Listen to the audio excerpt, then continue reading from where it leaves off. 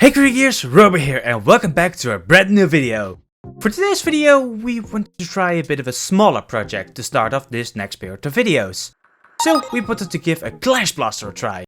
Just a few square shapes and crayons, right? Right?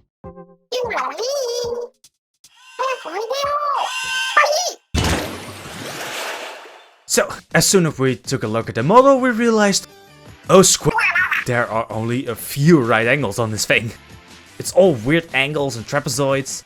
So instead of making it from our little Illustrator sheet, we had to get out the big guns. So we made our own version in SolidWorks and exported this to Pepakura to have it exported into flat sides.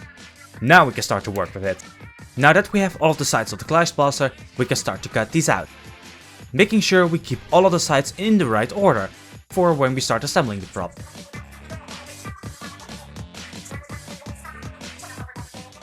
Some of the sides do still have some cuts in them, but these would otherwise result in quite a few small pieces, so we thought it would be best to leave those on. Once all the parts are cut and lined up, we can start to trace them onto some foam boards. All of the sides being not so right angled, but still flat, it's just the perfect material to start making the prop with. Then tracing the pieces with a black marker onto the foam board and cutting it.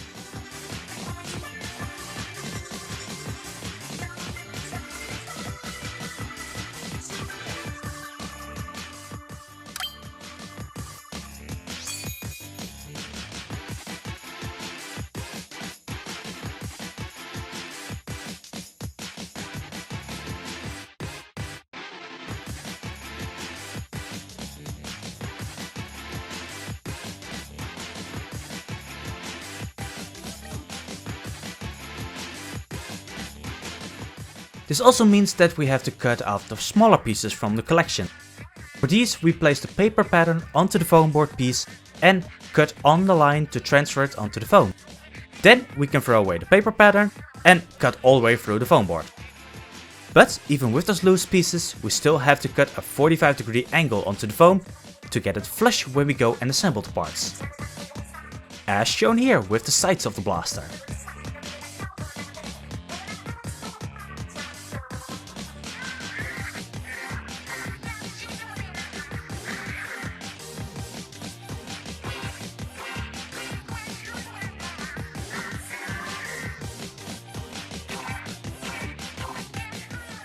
Then we can do the same for the bigger pieces of the prop, although I assembled these in 3 different parts.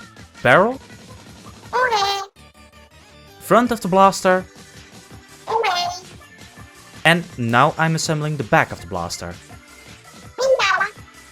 I do have to admit that during the making of the body of the blaster, I had quite a few moments of doubt that these Pepakura files would actually work. But by trusting the process, we got to finish both halves of the body, and in the end, everything fit together very nicely.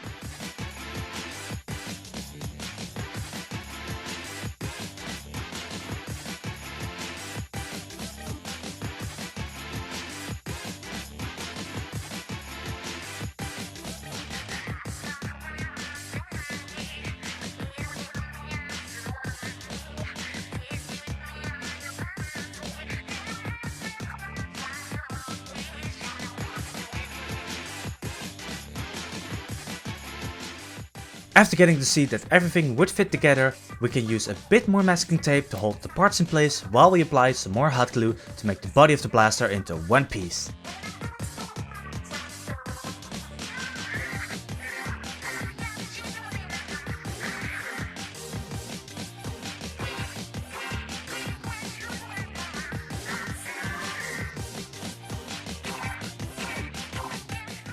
And while we're already assembling most of the blaster, why not also add the sides to the barrel?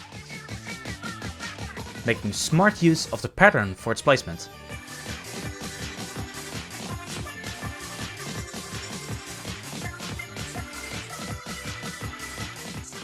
Then we get to make the handle of the blaster, making use of a piece of XPS foam that we round into a cylinder and then fillet the edges of.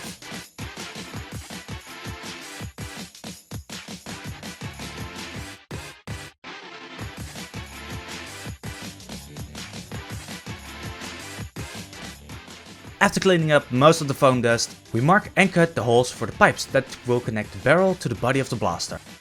For these we use 2 pieces of 28mm wooden dowels and a 40mm piece of PVC pipe.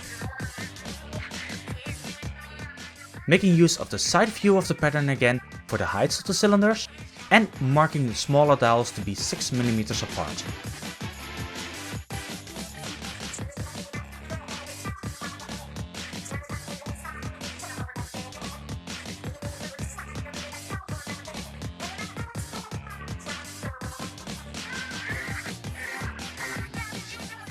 Then we had to chamfer some of the edges of the blaster.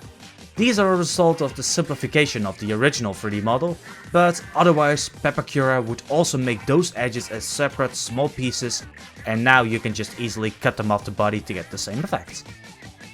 Then we finally get to start on the cylinder of the blaster, which will hold the crayons. For this we had to cut out 2 circles of 12cm from a plate of 6mm plywood. These I then held together with a dab of hot glue in the middle, so I could cut out the openings of the crayons into both at the same time, from which I also cut a 32mm circle in the middle for the center of the hole. Then for those crayons, these we made from some cardboard pipe that was used to hold aluminium foil. These we then cut into 10cm pieces. And by taping a straight edge to our workbench to act as a brace to be able to precisely mark where to cut the tubes. To which we then add some end caps made from some more 6mm plywood.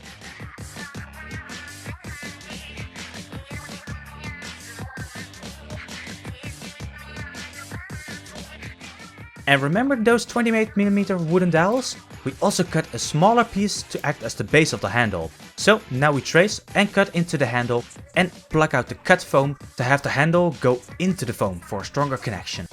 And while we're busy gluing, why not also add the wooden dowels and the PVC pipe to the barrel, by using the body to make sure we get the right angle for all of the pieces. Also adding a piece of 32mm PVC pipe to the front of the barrel, to make sure you don't just look into the hollow inside of the piece.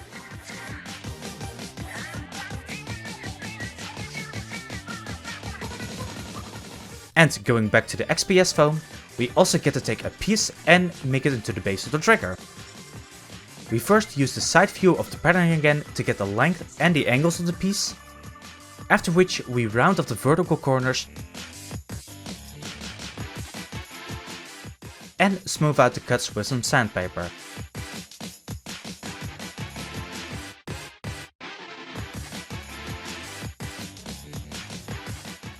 Which we can then attach to its place on the body. Then we can do the same trick from the handle to make an opening to attach the handle to. And to finish the trigger part, we still have to make the trigger itself. So for this we got a piece of leftover plastic from one of our shelves and use it as a plastic rod.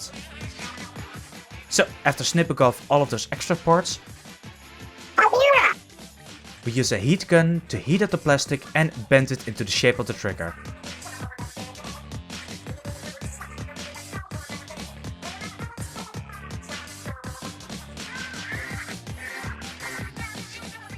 After which we can then poke it into the foam and attach it with some more hot glue. Then we only have to cut a hole into the body for the base of the cylinder, making it so a piece of 32mm PVC pipe can snugly fit into both sides.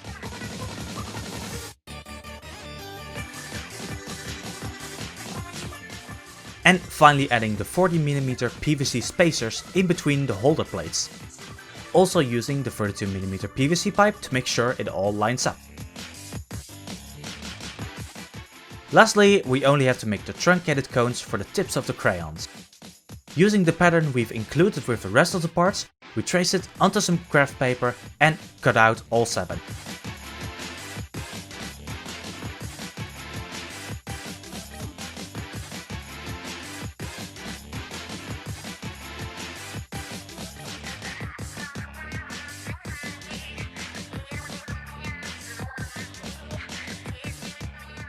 Then using some super glue to hold them into shape and to add another piece of craft paper on top to seal off the cones.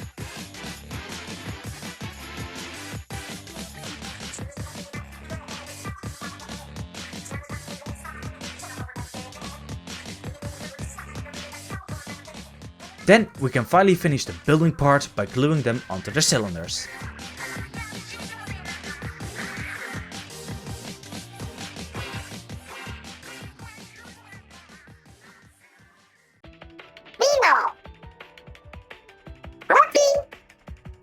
Firstly, we have to prime the foam board and especially the XPS foam parts with an acrylic primer. 2 to 3 coats should be good enough for these parts. Using a black for the trigger, the handle and the barrel.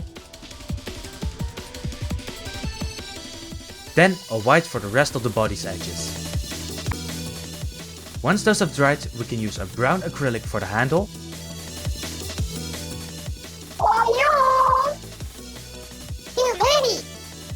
Then we can apply some masking tape to the sides and the wooden dowels of the barrel, the newly painted handle, and around the trigger parts to prepare them for a coat of glossy black and then silver spray paint.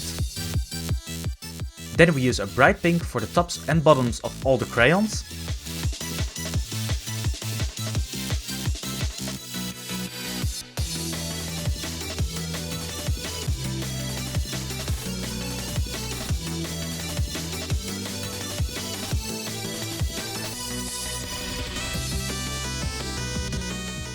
Afterwards we can remove, but also add some masking tape to prepare the parts for the iconic dark blue of the Clash Blaster.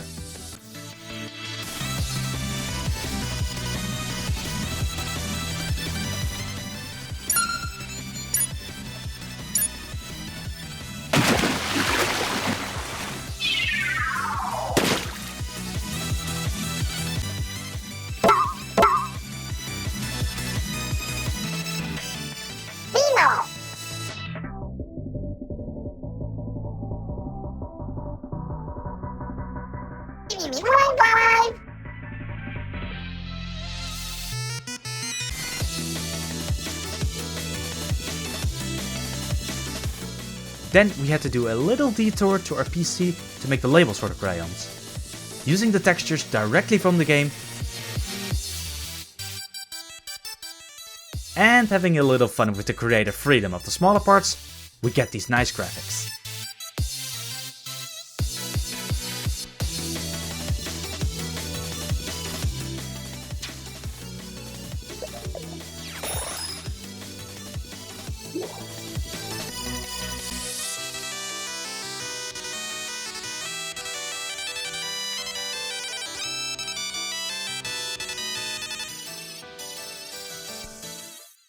Which we can then add to the middle of the now dry crayons. Using some Mod Podge to attach the labels and to also add a coating on top once the glue layer had dried.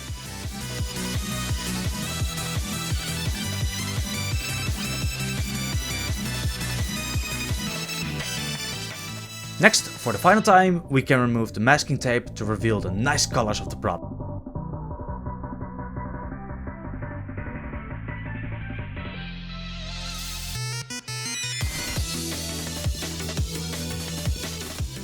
Then we can also add the logos and the labels to the main body of the blaster.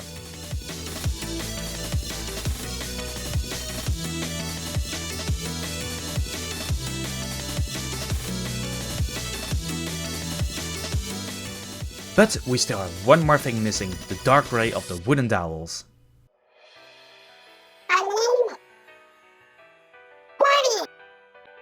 I'm with you on that one. Whew.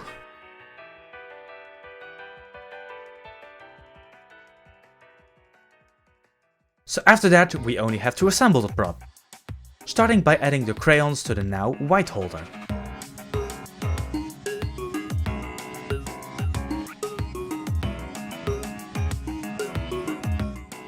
But also having to cut up 2 of the 7 to still make it fit around the body. But no time to linger on that error, because we still have to attach the barrel to the blaster.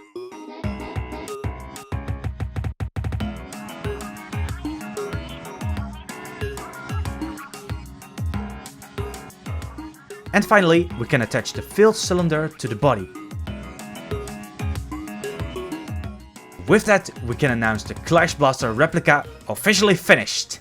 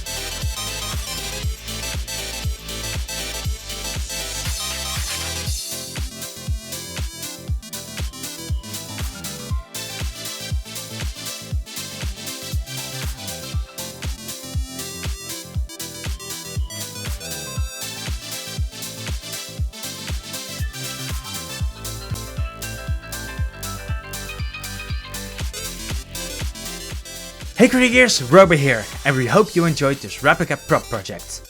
So, for all of the Clash Blaster mains out there, how did we do? Is the prop to your satisfaction? So, if you or any of the other Creagears want to also make this amazingly good starter prop, you can find all of the patterns and parts we used in the Google Drive link in the description below. But that's going to be where we call it a day, because we have a very special project for next week that we better get started on. So, keep those creative gears turning, and we will see you next week.